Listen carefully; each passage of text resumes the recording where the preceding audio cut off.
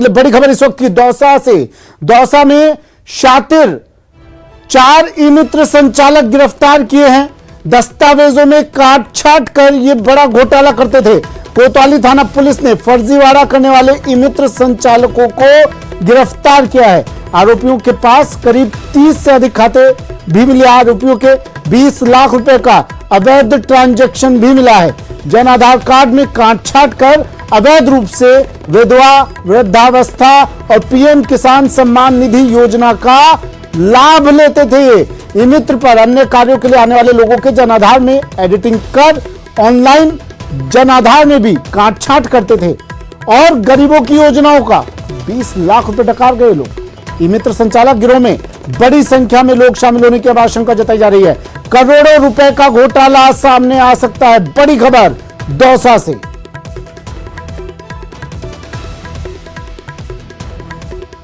दौसा में शातिर 4 ई मित्र संचालक गिरफ्तार।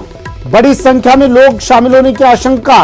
अब दस्तावेजों में जो ई मित्र पर जैसे हम लोग जाते हैं अपना आधार कार्ड, अपना पहचान पत्र, उसमें एडिटिंग करवाने के लिए, कोई उसमें संशोधन करवाने के लिए, तो ये ई मित्र संचालक, ये जो 4 ई मित्र संचालकों को गिरफ्तार किया है, ये लोग उन दस्तावेजों के जरिए घोटाला कर रहे थे।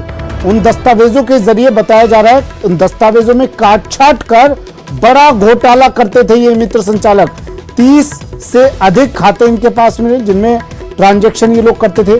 20 लाख रुपए का अवैध ट्रांजैक्शन भी मिला है इन खातों में। वृद्धावस्था, पीएम किसान सम्मान निधि योजना का ये लोग लाभ लेते रहे हैं। ऑनलाइन जन आधार में भी काट छाट करते थे ये। गिरोह में बड़ी संख्या में लोगों के शामिल होने की अब आशंका जताई जा रही है। सरकार की तरफ से कई योजनाएं चलाई हुई है और उन योजनाओं का आम आदमी को पता नहीं होता है। उन योजनाओं का जो निचले तबके के लोग होते हैं, जिनके लिए सरकार ने कई योजनाएं चला रखी हैं, उन्हें पूरी जानकारी नहीं होती है। इस वजह से इन जैसे लोगों को फायदा, इस तरह के लोग फायदा उठाते हैं। और अजमेर विवादित बयान मामले की बात कर लेते हैं। अंजुमन की पुरानी कार्यकारिणी ने एक पत्र लिखा है। मौजूदा अंजुमन अध्यक्ष सैयद गुलाम किबरिया को पत्र लिखा है। लगातार विवादित बयानों पर अंजुमन से दखल करने की मांग की गई है। पत्र में सलमान और गौहर के बयान की निंदा की गई है। सरवर के बयान को अंजुमन सचिव बनने से पहले का इस खत में बताया गया है। खादिमों के एक समूह ने अंजुमन अध्यक्ष से दखल करने की मांग की है।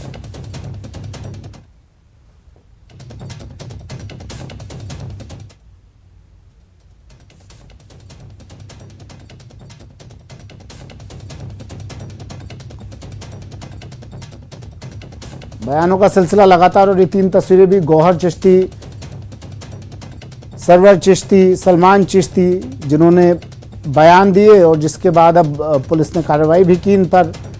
अजमेर से लगातार विवादित बयानों का सिलसिला।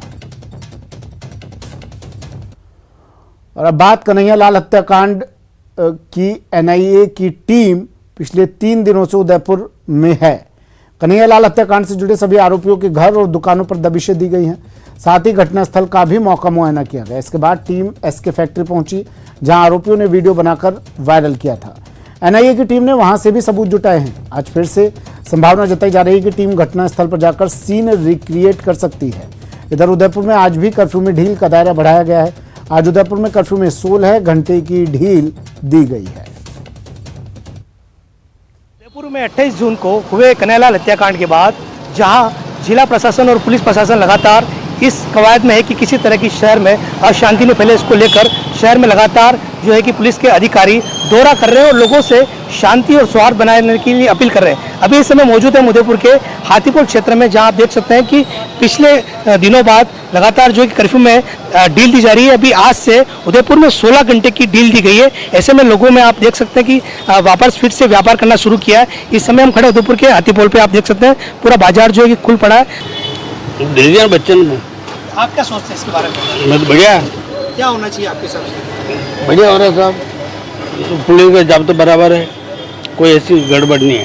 कर्फ्यू में ढील दी गई है, व्यापार चल पड़ा है, इसके लिए क्या सोचते हैं आप? व्यापार तो ठीक है, बड़ा नहीं ऐसा चल रहा है, ठंडा ही है। अभी तो शांति है, 5-6 दिन कर्फ्यू ढील दी गई, उसके बाद अभी माहौल चल रहा है धीरे धीरे, मंदी से धीरे धीरे चल रहा है, बाजार चल रहा है, प्रशासन है पूरी मस्ती है। और अब ऐसा भय वाला माहौल रहा भी नहीं है, प्रशासन पूरी तरह से तैनात है हमारे साथ और सहयोग भी मिल रहा है। तो बस यही अपील है कि शांति बनाए रखें। तो बता दें कि उदयपुर में एनआईए की टीम पिछले 2 दिनों से उदयपुर में और आरोपियों के घर पर भी कल दबिशें दी गई है। उसके अलावा उस दबिशों के दौरान कुछ सिमें और कुछ दस्तावेज मौजूद वहाँ मिले, उन्होंने बरामद किए। उसके बाद घटनास्थल पर एनआईए की टीम ने एक बार वहाँ मौका मुआयना का निरीक्षण किया है और उसके बाद एनआईए की टीम उस जगह पहुंची जहां पर आरोपियों ने लास्ट वीडियो बनाकर वायरल किया। वहां पर भी एनआईए की टीम ने कुछ साक्ष्य जुटाए, लोगों से पूछताछ की है। ऐसे में संभावना जताई जा रही है कि इस कड़ी में और भी लोगों की होने की आशंका है। उदयपुर से कमलेश जखनी, न्यूज़ 18। खबर भरतपुर से, जहां डीग पंचायत समिति की 9 ग्राम पंचायतों को नवगठित पंचायत समिति सीकरी में जोड़ने को लेकर ग्रामीणों का विरोध प्रदर्शन लगातार जारी है। 21 जून से 9 ग्राम पंचायतों के लोग आंदोलन कर रहे हैं, लेकिन अभी तक कोई भी समाधान नहीं निकल पाया है। लोगों की मांग है कि सीकरी पंचायत समिति में जोड़ी गई 9 ग्राम पंचायतों को वापस डीग में ही किया जाए। ग्रामीणों का कहना है कि डीग से सीकरी जाने में उन्हें काफ़ी परेशानियों का सामना करना पड़ेगा और उसी को लेकर विरोध प्रदर्शन कर रहे हैं। 3 दिन से लगातार 51 लोग भू समाधि लेकर विरोध जता रहे हैं, लेकिन अभी तक सरकार और प्रशासन ने लोगों की कोई सुध नहीं ली है और न ही कोई वार्ता करने के लिए उनके पास पहुंचा है।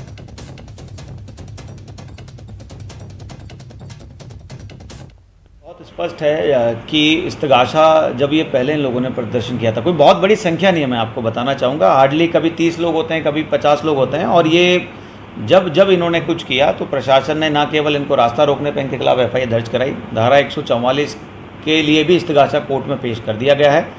उसके अतिरिक्त ऐसा भी नहीं है कि लोगों से वार्ता नहीं की गई। यहीं मेरे इसी चैम्बर में प्रशासन और दोनों जो भी पक्ष आते हैं उन सबसे वार्ता होती है, सबके ज्ञापन यहीं लिए गए। और मुझे ये भी लगता है कि अगर यदि जब आप पाबंदी कर देते हैं तो उसका उद्देश्य होता है कि किसी प्रकार की ऐसी स्थिति नहीं आए कि व्यक्ति और कुछ करे। परंतु समझो, वार्ता एवं पाबंदी के बाद भी यदि होता है तो इसमें कोई शक नहीं, अगर और FIR दर्ज करनी पड़ी और कार्रवाई करनी पड़ी तो वो करेंगे। जैसलमेर से बड़ी खबर है। जैसलमेर में एक बाइक बह गई, हालांकि युवक को बचा लिया गया। युवक पानी में बह रहा था, लेकिन लोगों ने युवक को बचा लिया, लेकिन उसकी बाइक पानी में बह गई। युवक की बाल जान बच गई। चांदन में बाइक सहित ये युवक बह गया था। बरसाती नाले में बाइक बह गई है। भैरवा चांदन सड़क मार्ग की घटना है। सोशल मीडिया पर अभी वीडियो वायरल हो रहा है, ये देखिए तस्वीर। पानी के तेज बहाव की चपेट में युवक आया और फिर चांदन में बाइक सहित युवक बह गया, लेकिन वहां मौजूद लोगों ने तत्परता दिखाते हुए तुरंत इस युवक को तो बचा लिया, लेकिन इसकी बाइक बह गई।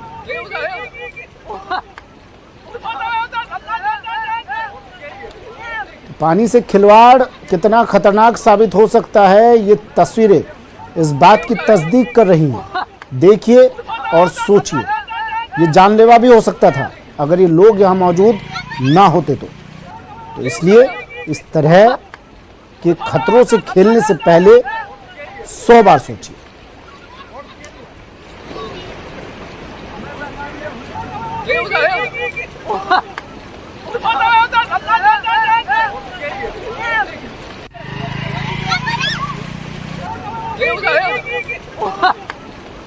बांदा और झालावाड़ जिलों के मध्य परवन नदी पर निर्माणाधीन बांध स्थल पर पिछले दिनों नदी पार करने के दौरान बहे वेल्डिंग करने वाले की आज फिर से तलाश शुरू की गई है। निर्माणाधीन टनल में वेल्डिंग के लिए नदी में तैरकर दूसरे छोर पर जाते समय गुरुवार दोपहर बाद एक युवक पानी के बहाव में लापता हो गया था, जिसका देर शाम तक सुराग नहीं लगा था। जो युवक लापता है उसका नाम महेश बताया जा रहा है और वो बांध स्थल पर वेल्डिंग का काम करता था।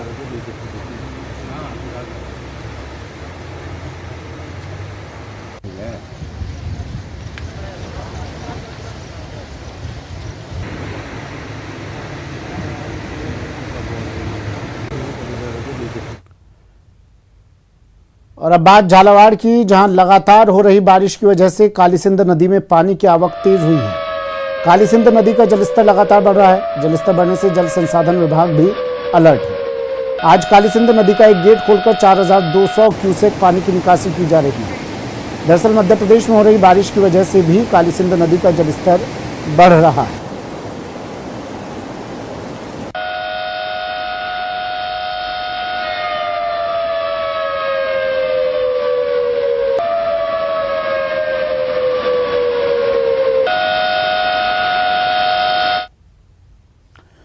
भीलवाड़ा के मांडल कस्बे में देर रात हुई बारिश एक परिवार के लिए काल बन गई। देर रात आई अंधड़ और तेज बारिश के चलते कच्चा मकान ढह गया और इस मकान में सो रहे भाई बहन उसके मलबे में दब गए।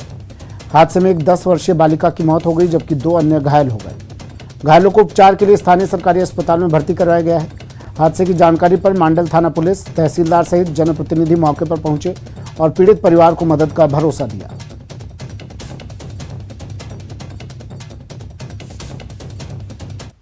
रात को हम लोग सो रहे थे, बारिश आ गई तो करीब 1-1:30 बजे के बाद और हम हमारे बहन के 2 बच्चे हैं, हमारे भांजी जो रात को ये घर में गिरने की वजह से एक बच्चे की डेथ हो गई। कल रात को बारिश में 1:30-2 बजे जो तेज बारिश हुई, तेज बारिश में जो मेजा रोड की तरफ भील बस्ती है, उस भील बस्ती के पास में देवीलाल जो भील का मकान है, उस मकान पर तेज बारिश की वजह से मकान ढह गया, जिसमें जो खजूर के जो तने थे उसके गिरने से उसमें छोरे जो बच्ची है पायल नाम की, उसके लगने की वजह से वो खत्म हो गई। उसको रात को ही मुर्दा घर में रखवा दिया गया था और अभी मौके पर पहुंचे हैं तो मौके पर पहुंचने पर देखा है कि मकान टूटा हुआ है, तो उनको जो भी सरकारी सहायता जो उपलब्ध करवाई जा रही है वो उपलब्ध करवा दी जाएगी। डूंगरपुर में मानसून की पहली बारिश के बाद किसान अपने खेतों में बुआई में जुट गए हैं, लेकिन जिले में डीएपी खाद का टोटा होने से भूमिपुत्र परेशान हैं। जिले में इस साल 1,45,000 हेक्टेयर क्षेत्र में बुआई का लक्ष्य लिया गया है, जिसके मुकाबले किसानों ने अब तक 35% तक बुआई कर दी है। लेकिन बुआई को लेकर किसानों के सामने डीएपी खाद की समस्या खड़ी हो गई है। खाद के लिए किसान क्रय विक्रय सहकारी समिति और लैंप्स के चक्कर काटकर खाली हाथ लौट रहे हैं। विभाग ने हमको 1750 एमटी की डिमांड भेज रखी है। इसमें से 250 एमटी की हमने जो लैंप्सों की जो डिमांड आई है वो हमने ऑर्डर दे रखा है, लेकिन डीएपी की क्या रैक नहीं लगी है, इस वजह से हमने पेमेंट भी आरटीजीएस कर दिया है, लेकिन रैक लगेगी तो डीएपी उपलब्ध होगा। राजसमंद जिले के आमेट पंचायत समिति में कई मनरेगा श्रमिकों को लंबे समय से मजदूरी नहीं मिल पाई है। ऐसे में आज आक्रोशित श्रमिकों ने पंचायत समिति कार्यालय पर प्रदर्शन किया और विकास अधिकारी मोनिका सामोर को ज्ञापन सौंपा। मनरेगा मेट मजदूरों को यहां 15 माह से मजदूरी का पैसा नहीं मिला है। इस पर सभी मजदूरों ने नाराजगी जताई। प्रदर्शनकारी मेटों ने बताया कि मनरेगा में पिछले 15 माह का भुगतान नहीं होने से अनेक आर्थिक समस्याओं का सामना करना पड़ रहा है और इसी वजह से वो प्रदर्शन कर रहे हैं। हमारे आमेट पंचायत समिति के सभी 20 पंचायतों के मेट आए हैं। कम से कम 17-18 महीने हो गए हैं जो मेटों का पेमेंट नहीं हो रहा है। अभी कोरोना की वजह से आर्थिक तंगी भी है सभी के, और इसलिए सभी मेट आए हैं और सभी ने वीडियो साहब मैडम को ज्ञापन दिया है कि हमारा पेमेंट जल्द से जल्द कराया जाए। सुधारगढ़ के रहने वाले हैं सभी मेट, आमेट पंचायत समिति के 20 पंचायत वाले मेटों के किसी की तनख्वाह नहीं आ रही है 16 महीने से, और सबकी तनख्वाह के लिए और आए हैं और कह रहे हैं मैडम साहब को कहा था कि हमारे को तो कम से कम और खबर श्रीगंगानगर से, जहां स्कूल को अपग्रेड करने की मांग को लेकर अनशन शुरू हो गया है। जी हां, स्कूल में तालाबंदी है, चौथे दिन भी पाठशाला में ताला जड़ा है। बस एक ही मांग है, स्कूल को अपग्रेड किया जाए और स्कूल में सुविधाओं को बढ़ाया जाए। अब तो अपनी मांग को लेकर ग्रामीणों ने अनशन भी शुरू कर दिया है। तस्वीरें हैं रायसिंह नगर उपखंड क्षेत्र की ग्राम पंचायत बगीचा के गांव ततारसर 51 NP की। स्कूल क्रमोन्नत की मांग को लेकर 2 महिलाओं सहित 5 ग्रामीणों की ओर से आमरण अनशन शुरू कर दिया गया है। वहीं स्कूल के स्टूडेंट्स और ग्रामीणों की ओर से स्कूल की तालाबंदी कर धरना दिया जा रहा है। हालांकि आमरण अनशन शुरू होने की सूचना पर स्थानीय शिक्षा विभाग के अधिकारी मौके पर पहुंचे और ग्रामीणों को शिक्षा निदेशालय को क्रमोन्नति के लिए भेजे गए प्रस्ताव के बारे में सूचना दी। साथ ही आमरण अनशन को खत्म करने के लिए समझाइश भी की, लेकिन ग्रामीणों का कहना है कि जब तक स्कूल के अपग्रेड होने के आदेश नहीं आ जाते अनशन जारी रहेगा। हमारा स्कूल जल्द से जल्द 8वीं से 12वीं तक किया जाना चाहिए। हम 6 किलोमीटर पैदल चलकर जाते हैं, कच्चा रास्ता है, हमें आने जाने में काफी परेशानी। सिरोही में पानी की किल्लत को देखते हुए लोग पहले से परेशानी का सामना कर रहे हैं और उस पर अब तक यहां बारिश की शुरुआत नहीं हुई है। बारिश नहीं होने की वजह से पानी की और दिक्कत हो रही है। हाल यह है कि यहाँ पानी की सप्लाई जो पहले 72 घंटे में एक बार हो रही थी, उसकी सप्लाई अब 96 घंटे में एक बार करने का आदेश जारी किया गया है। साथ ही लोगों से अपील की गई है कि वो पानी को व्यर्थ ना बहाएं।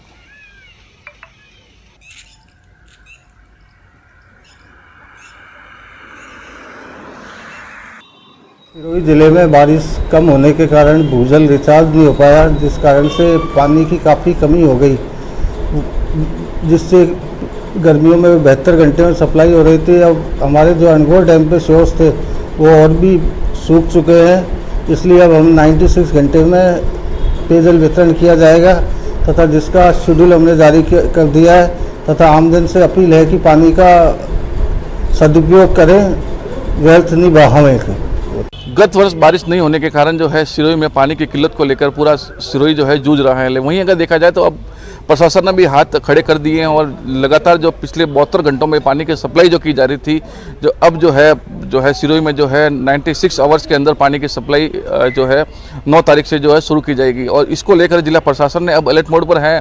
सिरोही के 35 वार्ड में सभी गली मोहल्लों को लेकर एक शेड्यूल जो है जारी किया गया है, जिसमें कितना पानी कब देना है, कितने बजे देना है, और लगातार प्रशासन लगातार अपील की जा रही है कि पानी को बचाएं और पानी को व्यर्थ में न बहाएं। जिस प्रकार पानी की किल्लत से जो सिरोही शहर जो जूझ रहा है, जलदाय विभाग भी इसको लेकर जो है अब अलर्ट मोड पर है। लगातार जो है शेड्यूल जारी किए जा रहे हैं। लगातार लोगों से अपील की जा रही है कि बूस्टर का उपयोग न करें पानी की सप्लाई के समय, और जो आम जन तक जो जिस प्रकार पानी की किल्लत जो बारिश नहीं होने के कारण जो है नलकूप यानी और यहाँ के जो स्थानीय जो डैम जो है अनगोर बांध जो वो पूरी तरह से सूख चुका है। चलिए फिलहाल इतना ही, दीजिए इजाजत, नमस्कार।